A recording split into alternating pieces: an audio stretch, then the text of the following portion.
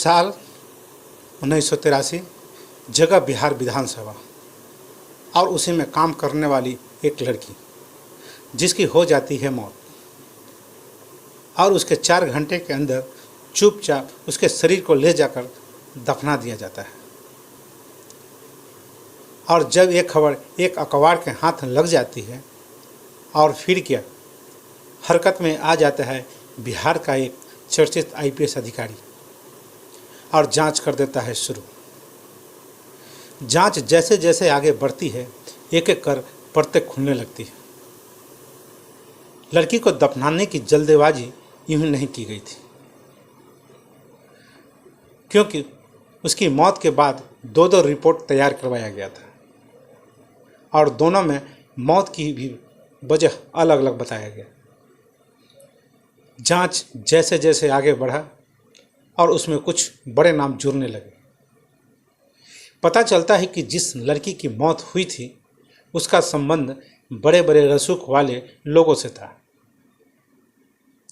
इधर पुलिस पर भारी दबाव था कि मामले को जल्द से जल्द रफा दफा कर दिया जाए, लेकिन जांच करने वाले आईपीएस अधिकारी इस पर अड़ जाते हैं और लड़की के शरीर को कब्र से निकलवाकर पोस्टमार्टम करवा डालते हैं। और जो रिपोर्ट आती है उससे पूरे बिहार में हड़कंप मच जाता है। फिर शुरू होता है राजनीति का असली खेल। सत्ता के हाथ न्याय का गला किस कदर दबोच लेते हैं, एक कहानी उसकी एक वानगी है। तो नमस्कार, न्यूज इंडिया के क्राइम एपिसोड 21 में एक बार फिर आपका स्वागत है और मैं आपके साथ विपिन। साल 1983, बिहार का चर्चित बॉबी हत्याकांड, जिसने कि पूरे देश को हिलाकर रख दिया था। और कैसे एक पुलिस अधिकारी ने इस हत्याकांड के दर पे दर परतें खोली और कैसे सत्ता के ने उसके हाथ को रोक दिया। कहानी की शुरुआत 11 मई 1983 को पटना से निकलने वाले एक लोकल दैनिक अखबार में उस रोज एक खबर छपी थी। खबर थी एक की मौत। नाम श्वेता निशा द्विवेदी, जो बिहार विधानसभा में टाइपिस्ट के पद पर काम किया करते थे, जो कांग्रेस की एक वरिष्ठ नेता और बिहार विधान परिषद की तत्कालीन सभापति राजेश्वरी सरोज दास की गोद रूही बेटी, जिसको आप दत्तक पुत्री भी कह सकते हैं। 35 साल की श्वेता निशा दिखने में बेहद ही खूबसूरत और आकर्षक थी। घर में उसका पुकार का नाम बेबी था, लेकिन उसकी मौत के बाद खबर नवीसों ने उसका नाम ही बॉबी कर दिया। शायद राज कपूर की फिल्म बॉबी से प्रेरित होकर आगे जाकर एक केस बॉबी हत्याकांड नाम से ही मशहूर हो गया। इसलिए सरलता के लिए हम भी बॉबी नाम का ही यूज करेंगे। तो जैसा कि पहले बताया, बॉबी की मौत की खबर अखबार में छपी। इसमें उसकी मौत पर कई सवाल उठाए गए थे। सबसे बड़ा सवाल था कि जल्दीबाजी में बॉबी के शरीर को दफनाया क्यों गया, और दफनाया गया और कहाँ दफनाया गया। पब्लिक के लिए एक खबर रोचकता का सबक थी, लेकिन एक पुलिस अधिकारी को इस दाल में कुछ काला नजर आ रहा था। इस पुलिस अधिकारी का नाम था किशोर कुणाल। उस वक्त कुणाल पटना के तत्कालीन एसएसपी हुआ करते थे।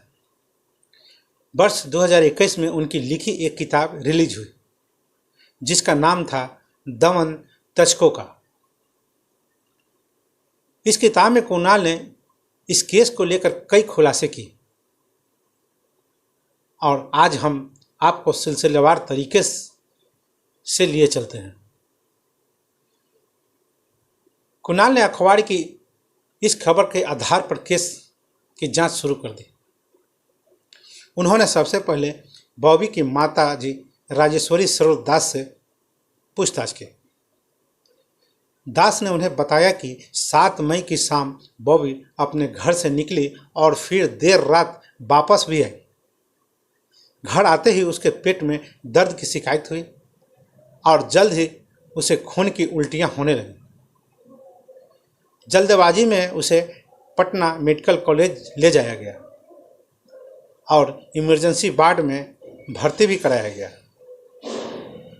इसके बाद उसे घर भेज दिया गया, जहां उसकी मौत हो गई। दास के पास से पुलिस को कुछ ऐसा मिला जिसको पक्का हो गया कि इस मामले में कुछ तो गड़बड़ है। दरअसल बॉबी की मौत के बाद पुलिस ने 2 रिपोर्ट तैयार करवाई की गई थी,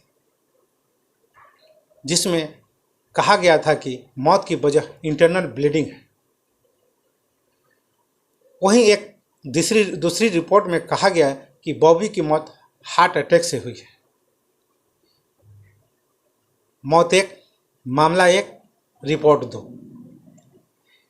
एक में मौत का वक्त सुबह 4 बजे बताया गया, तो वहीं दूसरी 4:30 बजे बताया गया। असल में मौत की वजह क्या थी और मौत का वक्त क्या था, ये पता करने का सिर्फ एक ही तरीका था, जांच। पटना के तत्कालीन एसएसपी कुणाल ने तय किया कि बॉबी का शरीर निकालकर पोस्टमार्टम कराया जाए। अदालत से इजाज़त लेकर पोस्टमार्टम कराया गया और उसमें से अलग अलग ही बात निकलकर सामने आई। बॉबी की बिसरा की जांच में मिलेथियन नाम का एक जहर पाया गया। इस रिपोर्ट ने पुलिस के शक को हकीकत में बदल दिया। अब साफ हो चुका था कि बॉबी का कत्ल किया गया है। अब बारी थी पता लगाने की कि बॉबी को जहर आखिर दिया किसने। कुणाल ने बॉबी का बैकग्राउंड की तफ्तीश शुरू की तो पता चला कि बॉबी का रसूखदार लोगों से मिलना जुलना था। साथ ही एक बात और भी पता चला कि साल 1978 में जब बॉबी को विधानसभा में नौकरी मिली तो वहां एक विशेष प्राइवेट एक्सचेंज बोर्ड लगाया गया था, सिर्फ इसलिए ताकि बॉबी को टेलीफोन ऑपरेटर की नौकरी मिल जाए। बाद में वो बोर्ड बंद कर दिया गया और बॉबी को टाइपिस्ट की नौकरी मिल गई। विधानसभा में नौकरी के दौरान उसकी कई नेताओं और विधायकों से अच्छी जान पहचान हो गई। तफ्तीश के लिए कुणाल एक और बार बॉबी के माता जी के सरकारी आवास पहुंचे। यहां उन्होंने पाया कि बॉबी की चीजें गायब है। उसी सरकारी आवास से लगा एक आउट हाउस हुआ करता था, जहां 2 लड़के रहते थे। पुलिस ने उनसे पूछताछ की।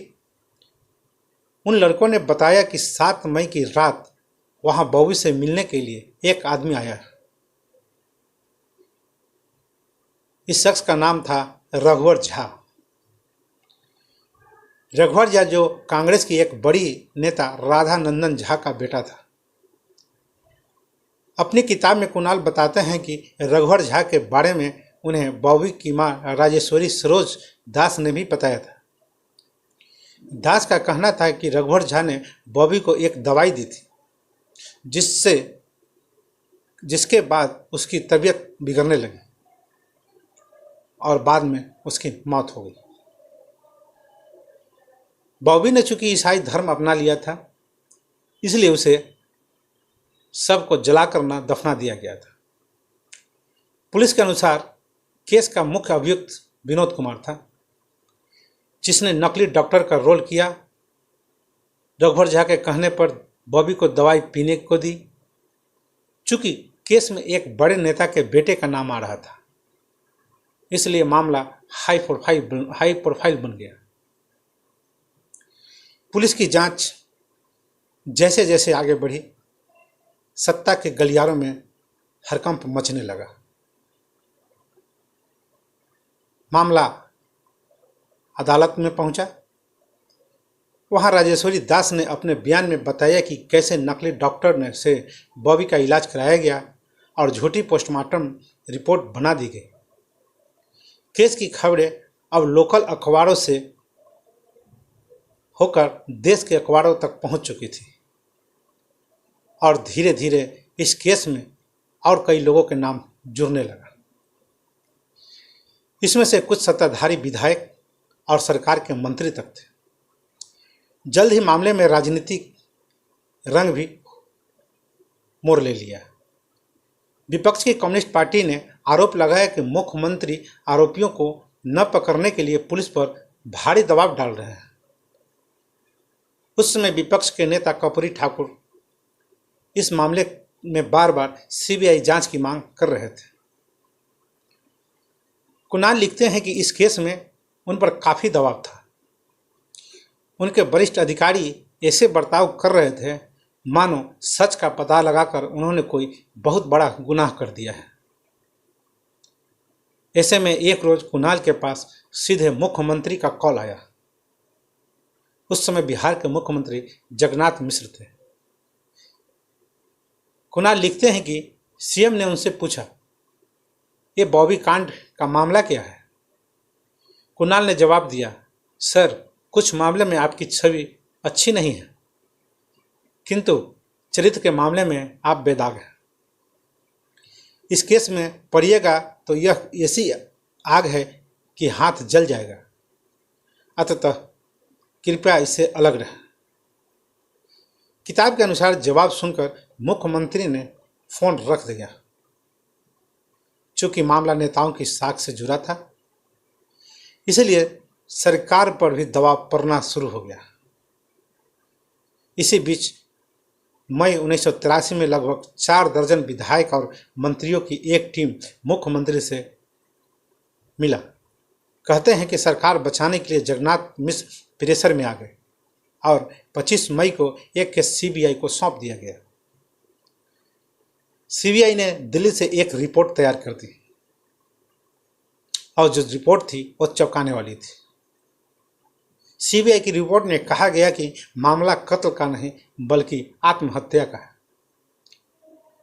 रिपोर्ट के अनुसार बॉबी अपने प्रेमी से मिले धोखे से परेशान थी, इसलिए उसने सेंसिबल नामक टेबलेट खा लिया था। इसके अलावा सीबीआई ने कहा कि मरने से पहले बॉबी ने अपने प्रेमी को एक पत्र भी लिखा था। इस रिपोर्ट के अनुसार रघुवर झा इस मामले में निर्दोष था और घटना के दिन वो एक शादी में शिरकत करने गया था।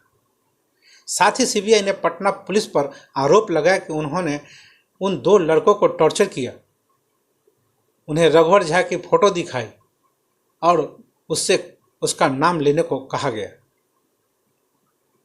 सीबीआई रिपोर्ट के अनुसार बॉबी ने जो खत लिखा था वो उसकी मां ने जला दिया और भी काफ़ी दस्तावेज जलाए गए ताकि बड़े लोगों का इस केस में नाम ना आए। सीबीआई की ये रिपोर्ट जैसे ही सामने आई, बिहार में विपक्ष ने फिर जोरदार हंगामा खड़ा कर दिया, क्योंकि सीबीआई की रिपोर्ट नेताओं को क्लीन चिट दे रही थी। उस समय पटना के फॉरेंसिक लैब की तरफ से भी सीबीआई की रिपोर्ट पर सवाल उठाए गए। उसके अनुसार पोस्टमार्टम में सेंसिबल टैबलेट का कोई अंश नहीं था और बॉबी की मौत मिलेथियन जहर से हुई थी। इस पर सीबीआई ने सफाई देते हुए कहा कि गलती से लेबोरेटरी में रखे किसी दूसरे बिसरा से बॉबी के बिसरा में मिलेथियन चला गया होगा। यह कहकर सीबीआई ने इस आत्महत्या का केस बताकर केस को बंद कर दिया।